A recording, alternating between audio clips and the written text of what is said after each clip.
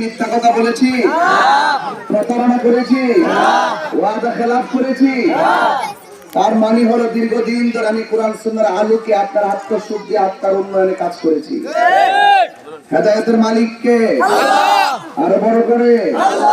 এখন আমি সামাজিক ভাবে, রাজনৈতিক ভাবে যে অস্থিরতা শুরু হয়েছে, এই অস্থিরতা দূর করার জন্য সমাজের বিভিন্ন ধরনের সমস্যা সমাধানের লক্ষ্যে মানবিক যোদ্ধা হয়ে বৃহত্তর সুন্নি জোট থেকে মোমবাতি প্রতীকে নির্বাচনে এসেছি। ঠিক কিনা বলেন?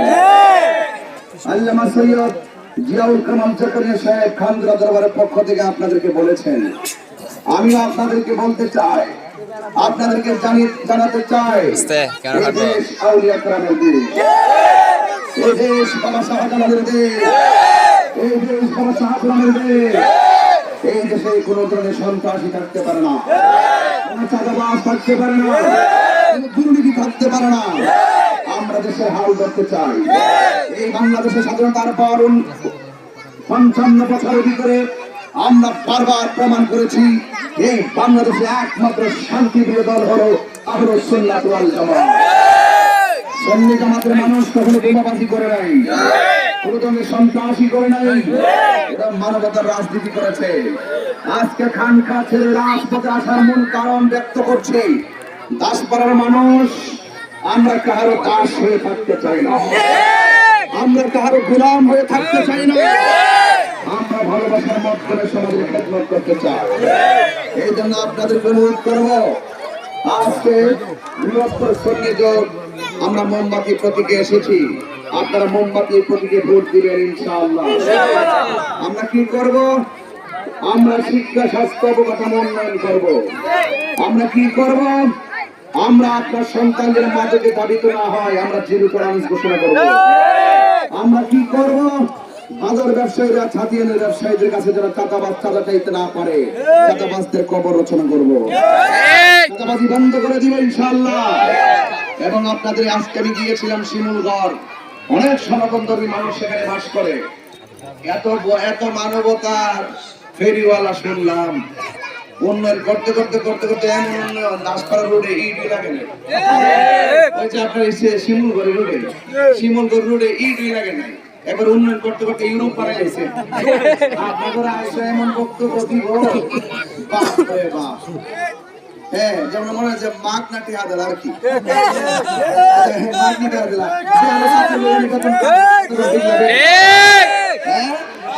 আল্লাহর রহমতে আপনাদের যে প্রার্থী তাহির হুজুর একটা করিন নাই, কি নাই, একটা করিন নাই, মরে গেলে আল্লাহর কাছে বেতন আমার ঋণ নাই। ঠিক আছে? হ্যাঁ, এই জন্য আমি আপনাদের কাছে জানাতে চাই, ওই কথাটা বলতে চাই যে মানুষ মানুষের জন্য, এই দুনিয়াতে অহংকারের জায়গা না। ঠিক না বেটে?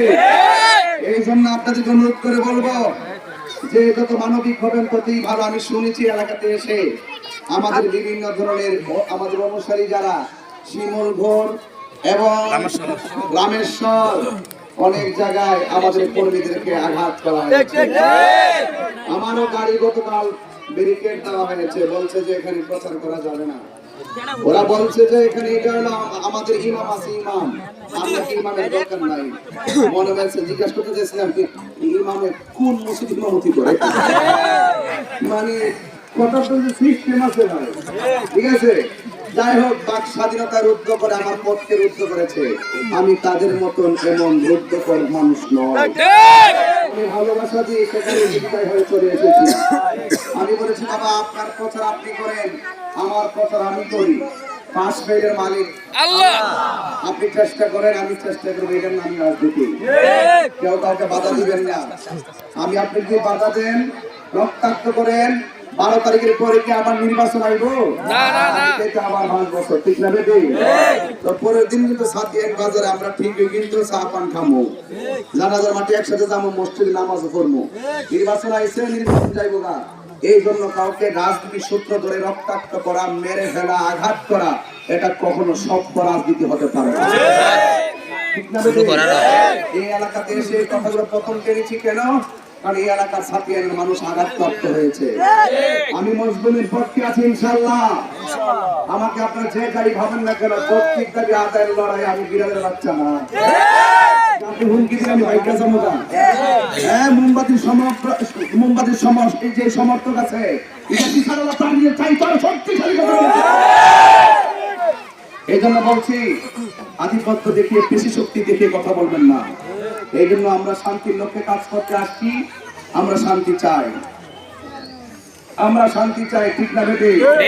তো শান্তির লক্ষ্যে মোমবাতির পক্ষে থাকার দরকার আছে কিনা? আমি এলাকার যারা নেতা নেত্রী আছেন সবাইকে বলি, ভালোবাসার ভিত্তিতে রাজনীতি করেন, রাজনীতি করবেন মানুষের জন্য, কোনো মারামারি করার দরকার। আমি ওয়াজের মানুষ, আপনারা অনেকে বলেন আমি কেন ওয়াজ ফালায় এখানে আইছি। ওয়াজ ফালায় কেন আইছি? 90টা মাজার যে ভাঙছে, কালকে যাই সাথে এরও ভাঙতে না, এটা গ্যারান্টি কি? আমার কথা হইলো যে আপনার সাথে আমার মতাদর্শে ভিন্নতা হতে পারে, কিন্তু আঘাত করা যাবে না। আপনি দাওয়াত দিতে থাকেন ইনশাআল্লাহ। তবে পান্ডাতের ওসিলায় আপনাদের কাছে এটুকু বলতে চাই যে আমরা যদি নির্বাচিত হতে পারি, শিক্ষা, চিকিৎসা, স্বাস্থ্য, অবকাঠামো উন্নয়ন এবং যত ধরনের বাজার আছে এইগুলোকে সুরক্ষা, অন্যান্য ধরনের যারা মন্দির আছে এদেরকে সুরক্ষা, দল মত ধর্ম বর্ণ নির্বিশেষে একটি সম্প্রীতির মডেল বানাতে চাই। শুধুমাত্র একটা বার বানাই দিয়েছেন যে যত কথাই বলো 53 বছরে কিন্তু ওই সীমান্ত রাস্তা কিন্তু হয়েছে না। কত বড় আলাপ করলেন না, সব আমরা দেখতে পেয়েছি। কতটা ঠিক কিনা? অনেকে তো তাই সব কি উন্নয়ন করছে, বাড়ি বন বেড়ে এটা তো করতে মাশাআল্লাহ, বাড়ি ব্রাহ্মণবাড়িয়া কি উন্নয়ন করছি। আগে তো আমি বিমান বাহিনী জোরে, আগে তো স্বরাষ্ট্রমন্ত্রী ছিলাম, আমি কি ছিলাম? স্বরাষ্ট্রমন্ত্রী ছিলাম, আমি কাজ করছি না, আমি কি উন্নয়ন করছি। একটা ভাগ হলো অত্যিগুলো বুঝে যে রাষ্ট্রের ক্ষমতা যদি না থাকে এই সমাজের উন্নয়ন কি করা সম্ভব? তো আমি আইসি, যদি আল্লাহ আমাকে কবুল করে তাহলে আপনারা আমাকে সুযোগ দেন, দেখাই দিতে চাই।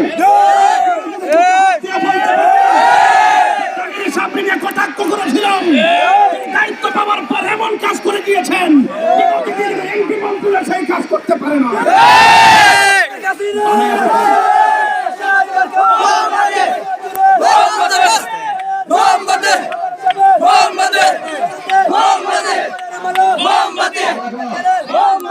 আমি কি বুঝাতে পারতেছি কথাগুলো? আমার কথা কি বুঝতে পারছেন? তাহলে আমরা রাজনীতি করবো, প্রতিশোধের রাজনীতি না, আমরা প্রতিযোগিতা করব, আমরা প্রতিহিংসা করব। আমার সমর্থনকারী যারা আছো, ফেসবুক কিংবা কোনো ধরনের প্রতিপক্ষের ব্যানার ট্যানার কোনোদিন ছেড়া যাবে না।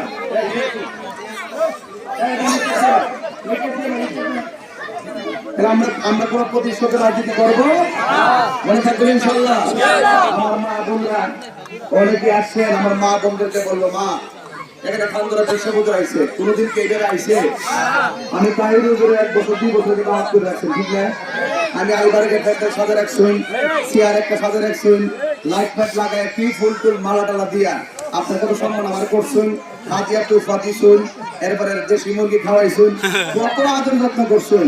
আর এই মানুষটা হঠাৎ করে 238টা মাহফিল বন্ধ কইরা দিন রাত পরিশ্রম কইরা আজকে কেন আমি দাঁড়া দাঁড়িয়ে ঘুরতেছি, এই জিনিসটা যদি আপনারা না বুঝেন তাইলে আর কোনোদিন আপনারা এই সুযোগ কিন্তু আর পাবেন না। সুন্নিয়তের জন্য একটা কঠিন সময় অতিক্রম করছি আমরা, আর সুবর্ণ সুযোগ আসছে আমাদের। আমরা সবাই মিলে যদি ঐক্যবদ্ধ সিদ্ধান্ত নিতে পারি তাহলে এই সুন্নিরা এই দেশের হাল ধরবে। কথা বলছে করতে পারবে না ইনশাল্লাহ।